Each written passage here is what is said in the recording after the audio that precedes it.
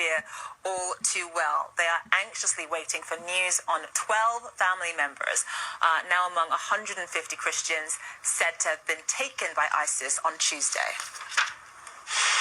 They came at 4 in the morning, they attacked them, and they took them away. So what we've heard is there was like a sea of black uniforms marching through all the villages, burning down the churches, desecrating the crosses, and wreaking havoc. Osama Edward is one of the activists who reported on that mass kidnapping. He is also the founder of the Syrian Human Rights Network. He joins us live now from Copenhagen, Denmark. So, Osama, first of all, it's been a couple of days since those Syrian Christians were kidnapped in northeastern Syria. The number of people that were actually kidnapped sort of kept on getting higher. What are you hearing now from your sources on the ground? Yeah, actually the number is increasing since yesterday night because ISIS is taking over more and more new villages and towns, Syrian towns. I have got a last list of names here. I can read it for you. From Tel Jazeera, there's 93 kidnapped. From Tel Shamiram, 156. Kaber Shamia, 3, 1 man and two women. Tel Hormuz, 10, 3 of them women, and so on. So the violence is escalating, and the situation is deteriorating, and the number are really increasing. So they're taking over more towns, they're kidnapping more Assyrian Christians, as you're saying. So I'm just curious, what has been the defense strategy for the Assyrian Christians so far? How have they tried to, in the past, defend themselves from ISIS? Actually, there are some local forces called the Guards of the Khabur, which is the area called Al-Khabur. Those guards have been really involved in protecting the village, protecting the schools, the properties, the houses, protecting the civilians.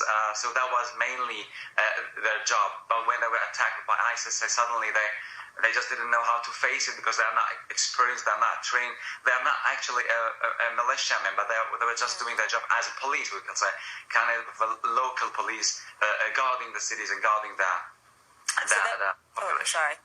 So they're relatively peaceful. I know that some of them were actually working or fighting rather alongside the Syrian Kurds, the YPG. The remaining Assyrian Christians in that region, I understand they fled. I understand that some of them were holed up in a cathedral. What are you hearing about them? Are they safe right now? Yeah, they're safe. The number, again, is increasing. I mean, by ISIS taking in new villages, so the number is increasing more and more. Yesterday night, the number was, the latest numbers we got from the Assyrian Cathedral, St. Mary Cathedral in Hasaka was 1,050 families. So we are talking actually about more than 6,000, at least 5,000 or 6,000 people who are displaced. So they are based basically in 2 churches, in St. Mary Cathedral and in St. George Cathedral in Al-Hasaka. Some of them have left to Kamishli. 150 families have left to Kamishli. There are also some Assyrian political parties, NGOs, and local groups, relief groups are taking care of them. And I understand that your wife also has some relatives in that area. Were your wife's relatives among the people who had fled and are safe? Or I mean, what are you hearing from them? Are they okay? No, unfortunately, I'm trying my best, to be as professional as possible and objective as possible, and at the same time I'm involved myself in the issue.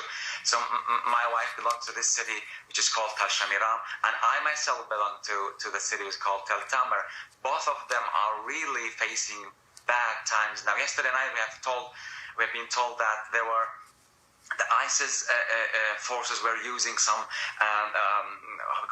speakers, and they were playing Quran all the night yesterday. People could hear that from far away. And actually, yes, when I'm trying to be professional, I'm also feeling sad because the family members are really taken hostages, and we don't know what's going to happen to them. Are they going to face death? Are they going to be released? Nobody knows. Yesterday night we were called that we have been informed that 2 of the hostages have been released, but suddenly like everything disappeared because those 2 hostages didn't arrive as it was planned to arrive at time to the cathedral. So there was some hope, but now we don't have any hope left. So your family members or relatives have been taken hostage. I'm so sorry to hear that. Please keep in touch with us to let us know what happens to them. Again, I cannot imagine what you're going through. Osama Edward, thank you so much for being with us despite this difficult time. We appreciate that. Thank you. John? Well, Zane, Fox News